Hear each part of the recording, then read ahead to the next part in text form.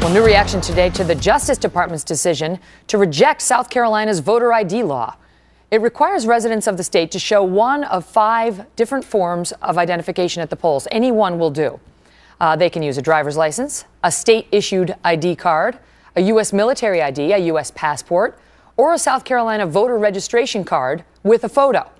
Former South Carolina governor and Fox News contributor Mark Sanford weighed in on the controversy this morning on Fox and Friends. The law specifically exempts people for religious reasons who don't want a photograph taken. It exempts absentee ballots, exempts people with physical disabilities. And Chip Campson, who sponsored the bill on the Senate side, actually modeled this bill after the Indiana bill that has been upheld by the Supreme Court. So, again, I don't think it's any particular hardship. So then why is the Justice Department rejecting it? Joining me now, syndicated radio talk show host Leslie Marshall and Lars Larson. Leslie is a Fox News contributor as well. And that's the question, Lars. Let me start with you. If this law is modeled after the Indiana law, which has already been upheld by the U.S. Supreme Court, then why is the Department of Justice challenging this? And we should tell our viewers they're allowed to challenge or reject certain laws like this in certain states, given the history of discrimination in those states. And South Carolina happens to be one of them. Go ahead, Lars. Megyn, the logic is kind of weird because they'll say that black Americans are less likely to have these forms of IDs than, say, white Americans, and so therefore they're in greater proportion not likely to be qualified to vote. The fact is that we found out during the Florida election debacle in 2000, you have the opportunity to vote, but you may have to put out some effort. You have to go to the polls. You have to get registered. In this case, simply providing ID is not an unreasonable requirement. And the fact that, for instance, more black Americans may not be literate than white Americans, does that mean that we're breaking the law when we print ballots in the English language? Because there will be some Americans who are incapable of reading that ballot. It's a weird, perverse logic that only the Obama administration could come up with. You know what seems strange to me, Leslie, is that the current law in South Carolina is not that easy already. It already requires certain forms of ID. In fact, it allows...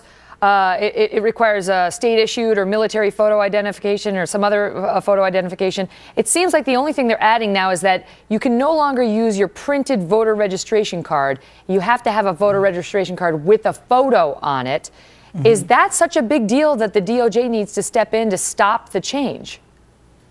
Yes, because they are not, the state of South Carolina has not presented any evidence of whether in-person impersonation or any kind of voter fraud. There's no reason for them to add to the current law of 1998, and the addition of the ID does affect, Lars, you might say, you know, some, when you're talking 20% of people of color, specifically African Americans compared to whites who lack the ID from the DMV, when you're talking about the elderly, when you're talking about people who are going to be left out, well, to me, this is going back before 1964. I mean, remember, the Civil Rights Act specifically just is in place so that we don't have things like this, that we don't have any disparity toward people of color, toward minorities when it comes to voter rights registration and application. Lars, does South Carolina need to prove that it has a voter fraud problem in order to pass a law requiring more stringent photo identification when you register to vote? I don't think they need to, because in modern society there are many things that you have to prove your identity: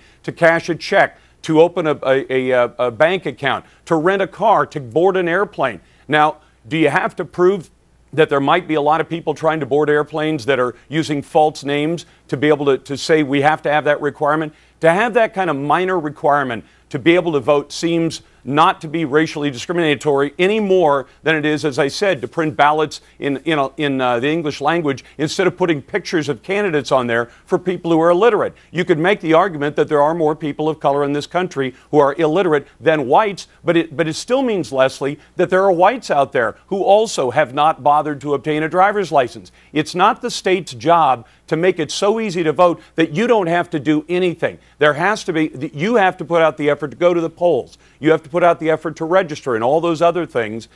Providing ID seems perfectly reasonable in this case. Do you think, is this about politics for the DOJ? I mean, certainly, Leslie, the administration would like to see, typically, Democrats want to make the voter registration process as easy as possible, and Republicans worry about voter fraud, and we see this every election contest. But do you think that there's a political motivation on behalf of the DOJ here, Leslie?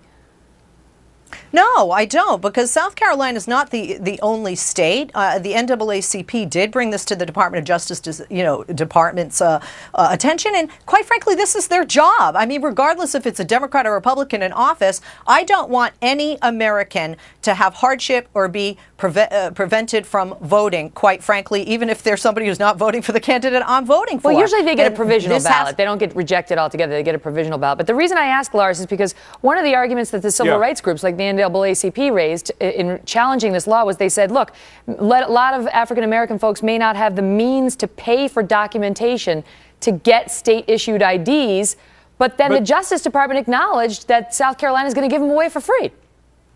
Well, and that's the crazy thing. To say that it has to do with cost, well, then you can make the argument that if somebody has to travel to the polling place, that may take a car trip or a bus trip, that costs money. It takes time and effort to go to register if you're going to register in person. Those are specious arguments. And Leslie, to turn your argument around, you don't want anybody to be unjustly denied the right to vote. How about this? Do you want anybody to vote who's not qualified to vote, who's not registered, who can't prove who they are, who can't even prove that they're in the country legally? And I'll give you want last those word on that people one, voting?